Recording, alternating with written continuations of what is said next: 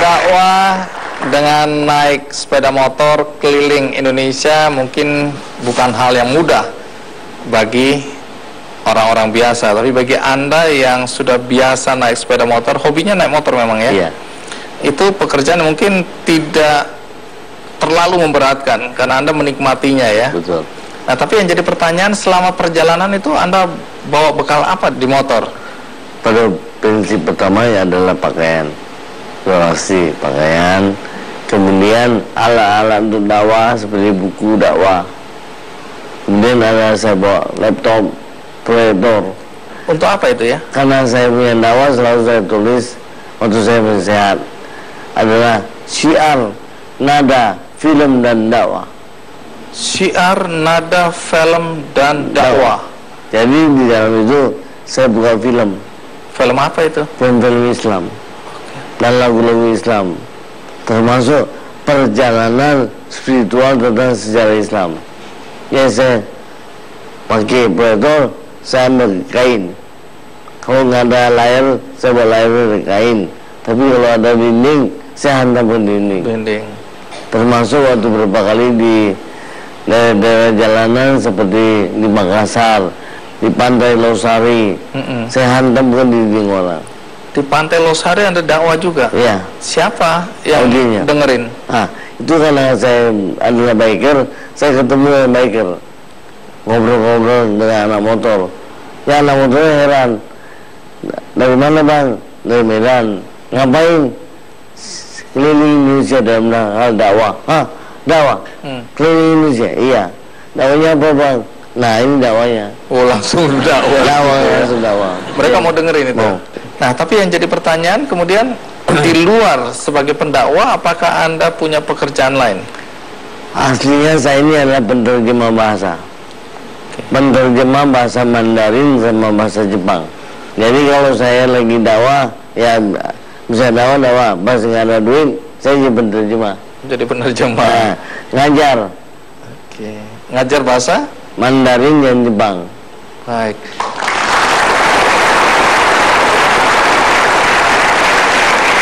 Kalau Anda berdakwah gitu, Anda dibayar atau? Nah, masalah itu saya semua berserah pada Allah. Kalau dibayar, alhamdulillah. Kalau tidak dibayar, bagi saya adalah jihad dalam dakwah. Itu bagian daripada jihad.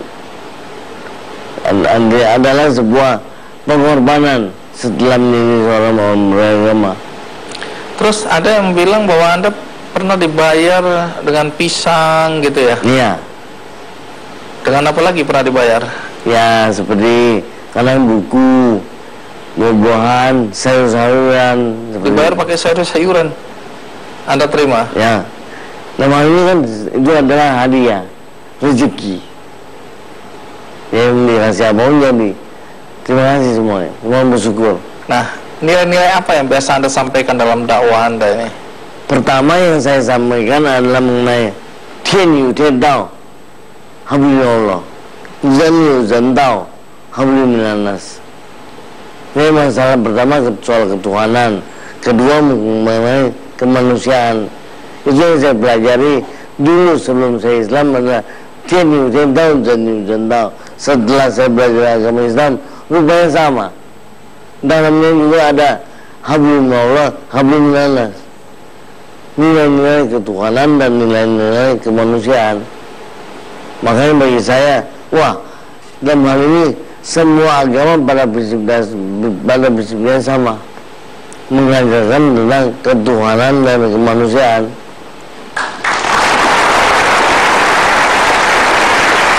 Baik. Ya, hanya beda bahasanya. Soal bahasa itu yang perlu kita pelajari. Makanya saya selalu menggunakan dakwah itu selain dari bahasa Melayu atau bahasa Indonesia, ada bahasa Jepang dan bahasa Mandarin. Anda pakai juga untuk berdakwah? Iya. Dengan fisik Anda, kemudian logat Anda mungkin yang orang bilang, wah ini ada orang Tionghoa, kemudian Anda mencoba berdakwah untuk agama Islam.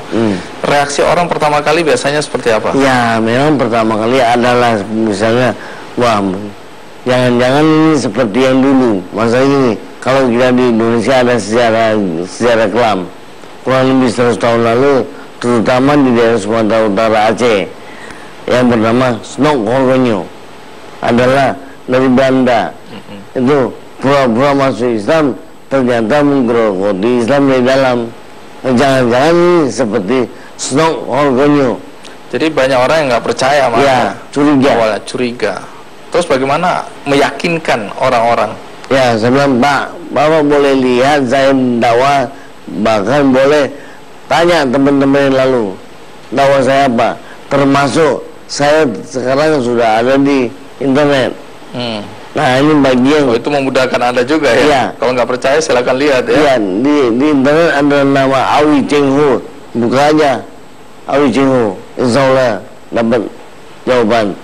Makanya salah satunya adalah saya memperkuat diri saya dari surat dari Majelis Ulama Indonesia. Baik, menarik ya. Orang tua Anda juga Muslim atau? Maaf, sampai hari ini saya juga minta doa daripada para jamaah semua agar keluarga saya, orang tua saya, saudara saya bisa menjadi Muslim. Jadi sekarang belum? Belum. Nah, menarik, nanti saya akan tanyakan bagaimana reaksi mereka setelah melihat Anda sekarang menjadi Muslim dan berdakwah keliling Nusantara. Ikuti terus Kick Andy. Mengapa kamu masuk Islam? Kenapa kamu yang lain? Saya tidak pernah pindah agama. Sini, ini, ngomong tahu. Kembali lagi masih melanjutkan cerita Anda ya, Ustadz Awi. Jadi kalau lihat dari perjalanan Anda naik sepeda motor ya, itu Anda dari satu tempat ke satu tempat berkelanjutan. Iya. Dia bilang tawaf dakwah, dakwah itu seperti tawaf, mutar terus. Sekali bergerak, dia terus bergerak. Ngawal ini. Biasanya berapa lama sekali jalan itu? Ya, kalian 2-3 bulan, tapi pernah sampai 9 bulan baru pulang.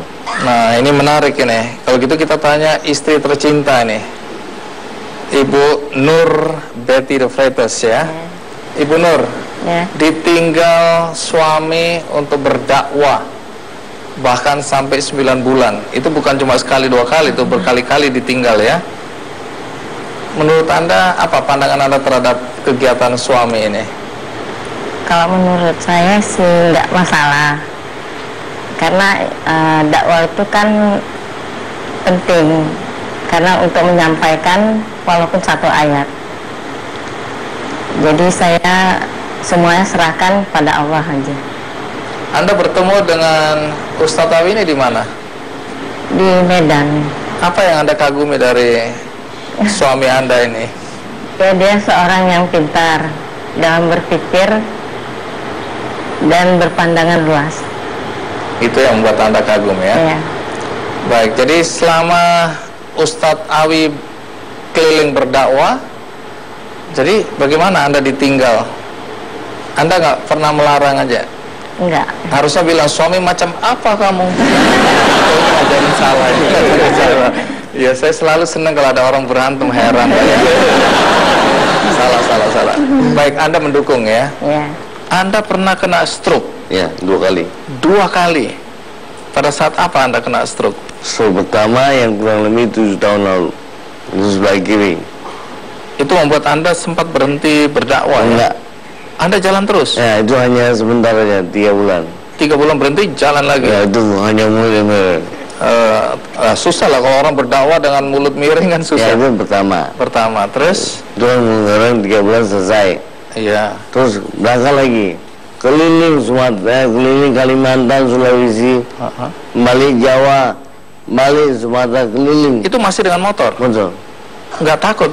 Bukannya kalau orang kena stroke itu kan ada sesuatu yang tidak? Terus sedikit. Masih oke. Terus? Ya, hanya mulut. Nah, yang berat adalah yang 2 tahun lalu. Apa yang terjadi? Itu sebelah kanan, lumpuh, semua habis. Buang air besar kecil di tempat tidur. Berapa lama itu?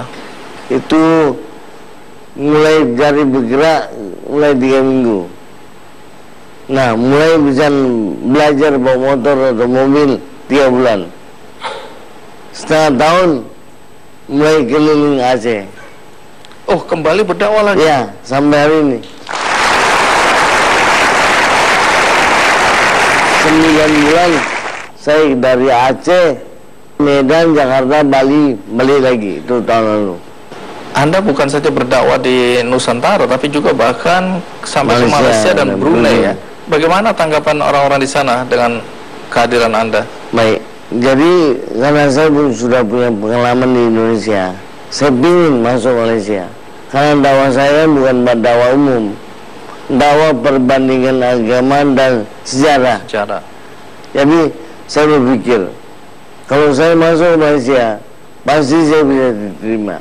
Karena saya tidak mempunyai masalah fikih, tapi saya minta izin melalui konsul Malaysia yang ada di Pontianak. Mereka juga heran, negara saya juga gak kalah bayarnya, Ustaz. Kenapa harus datang ke sini? Nah, apa yang Anda bawa? Ini mereka mau tahu, ya konsul ingin tahu apa yang Anda bawa. Silakan Anda nanti malam datang ke rumah saya. Jadi malamnya saya datang ke rumah konsul, saya dakwah apa materi yang saya bawa, lebih kurang setengah jam. Begitu saya selesai, bagus, nggak ada masalah, silakan masuk. Besok dia bawa surat dari konsul Malaysia, silakan masuk. Akhirnya masuk ke sana. Baik, saya ingin tahu reaksi orang tua. Orang tua Anda belum masuk Islam, melihat anaknya sekarang keliling Indonesia bahkan sampai ke Brunei, Malaysia untuk berdakwah tentang Islam. Reaksi mereka bagaimana awal-awalnya? Awal-awalnya pertama kali kami Islam, mereka protes. Mengapa kamu masuk Islam? Kenapa kamu yang lain? Kan saya tadinya Buddha, sudah masuk Buddha dan cukup dalam, mungkin banyak. Kenapa kamu masuk Islam? Kenapa kamu masuk Kristen? Katanya maaf. Ya saya bilang, istri saya kan dulunya Kristen, dia aja mau sama-sama saya, sama-sama udah ngerti, sudah masuk. Kenapa saya harus ikut? Sedangkan dia sudah pindah. Yang dia tinggalkan masa saya masukin? Bahkan kami sama-sama memasuki satu ajaran baru. Sebenarnya saya bilang, saya tidak pernah pindah agama, saya hanya lurus dalam agama. Sini yining tahu, tunjukilah jalan yang lurus. Itu yang Anda lakukan. Ya, bahasa Mandarin itu. Sekarang orang tua udah bisa terima? Sudah bisa terima. Sudah bisa terima. Dan bangga melihat anaknya udah keliling Indonesia dakwah. Indonesia udah dia kelilingi. Dan untuk melakukan hal-hal yang baik dalam hidupnya. Tidak yang sifatnya analis. Anda pernah mendapat penghargaan MURI ya? Untuk kategori apa? Ya, karena dakwah, karena keliling. Berdakwah keliling naik sepeda motor. Iya. Baik, sampai kapan Anda mau tetap berdakwah keliling begini? Sekarang naik mobil ya? Karena mungkin faktor kesehatan ya. Nah, saya dalam dakwah ini, saya ingin dakwah ini sampai mati, sampai akhir hayat. Karena dakwah itu adalah kewajiban. Dalam Islam dikatakan, balighani walau ayat, sampaikanlah walaupun satu ayat. Bila kamu sebagai umat manusia, kamu berkewajiban menyampaikan satu ayat. Baik, terima kasih Ustadz Awi Cheng Ho sudah mau berbagi cerita pengalaman hidup Anda pada kami semua yang hadir di sini dan pada penonton yang ada di rumah. Baik, di akhir acara ini saya akan bagikan satu buku bagus berjudul Jalan Kebahagiaan untuk Anda semua di studio.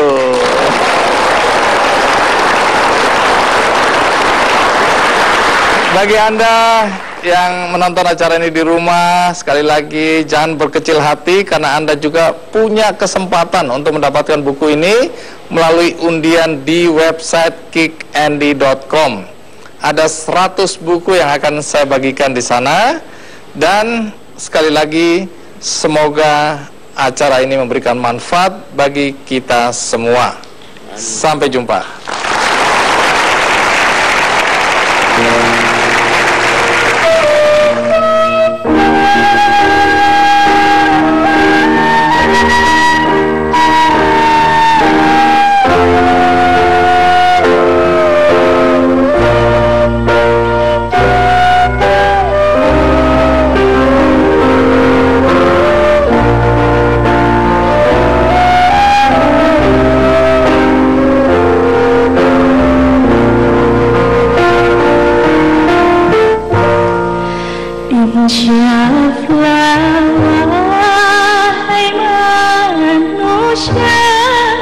jika dirimu